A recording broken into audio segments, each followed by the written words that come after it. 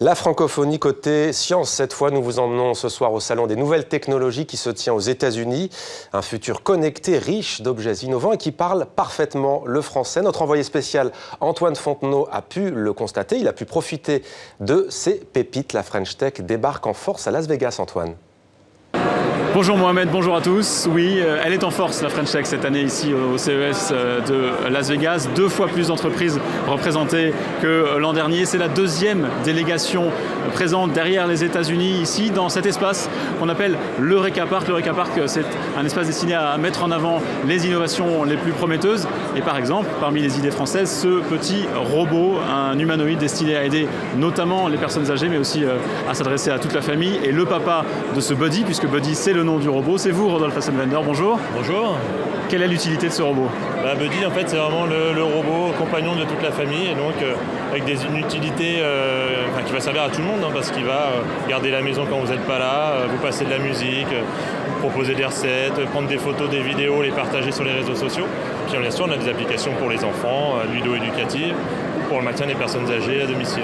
C'est quoi l'importance pour une entreprise comme la vôtre d'être présente ici au CES de Las Vegas? C'est la mecque de la technologie, donc si on veut exister, il faut qu'on soit là, quoi. Donc c'est super, on rencontre des gens fabuleux. Là, on a vu des Google, on a vu toutes les grosses boîtes sont là, et c'est l'occasion de leur parler, de les rencontrer.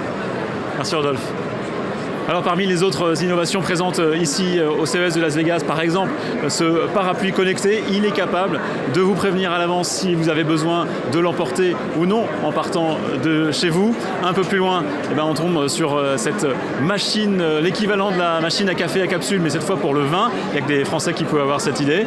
Il s'agit de capsules, vous le voyez, on glisse la capsule dans l'appareil et l'appareil porte le vin à la bonne température. C'est une autre idée française. On leur souhaite le même succès que la start-up ou l'entreprise qui a créé la machine à café à capsule. Autre innovation, un peu plus loin encore, par exemple ce réveil intelligent développé par une entreprise lyonnaise. On trouvera encore, si on continue le chemin, un airbag pour skieurs créé par une entreprise d'Annecy dans les Alpes.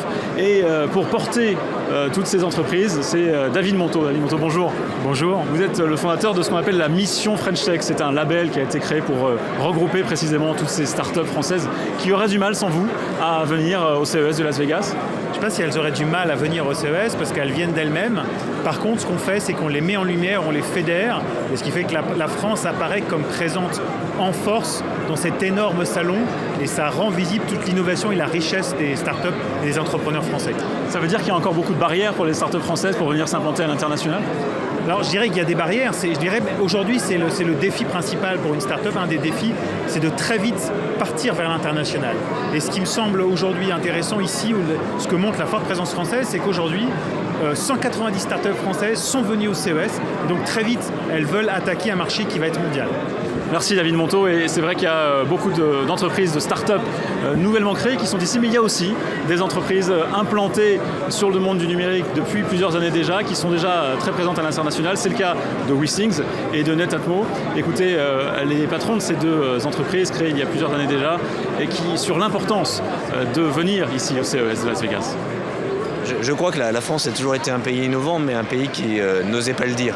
Je crois que maintenant, on ose avancer, on ose croire en nous, et donc voilà, c'est probablement ce qui change. Ceci dit, je pense qu'il ne faut pas considérer qu'on est arrivé. Je crois que c'est une première étape dans laquelle il y a encore beaucoup de risques, parce que nous sommes encore des petites fleurs en germe, et donc avant d'en faire des grandes plantes, il y a encore beaucoup de travail, il y a beaucoup de soins à apporter, et ça sera une entreprise de longue haleine. Pour faire une entreprise comme la nôtre, il faut de tout, puisque les objets connectés à Internet, c'est le croisement de 10 savoir-faire différents. Le design, avec des produits comme les nôtres qui sont dessinés par Philippe Stark, la mécanique, avec des ingénieurs en mécanique, l'électronique, le logiciel embarqué, le cloud, les apps, l'ergonomie, le marketing, et puis les métiers du produit qui consistent à rendre tout ça simple. Et voilà, et on sait faire ça à Paris, on sait faire ça en France, et c'est pour ça qu'il y a beaucoup de Français ici. Vous l'avez compris, le CES de Las Vegas, c'est l'équivalent du Festival de Cannes du numérique. 220 000 mètres carrés de stand, c'est l'équivalent de 30 terrains de football ou de 530 terrains de basket pour rester aux États-Unis. Et l'objectif donc pour toutes les entreprises ici, c'est notamment de trouver un investisseur privé. Et ça, c'est une des grosses difficultés pour les entreprises françaises. Voilà pourquoi le ministre de l'économie, Emmanuel Macron, est venu ici ce matin déambuler, ici dans l'Eureka Park. Il a rencontré un certain nombre d'entreprises, comme il avait fait l'année dernière d'ailleurs. Il a tenu également une conférence sur les politiques publiques en matière d'innovation. Il doit se rendre demain à San Francisco, où il a rendez-vous notamment avec le patron d'Apple, Tim Cook, une autre manière de promouvoir le savoir-faire français en matière d'innovation.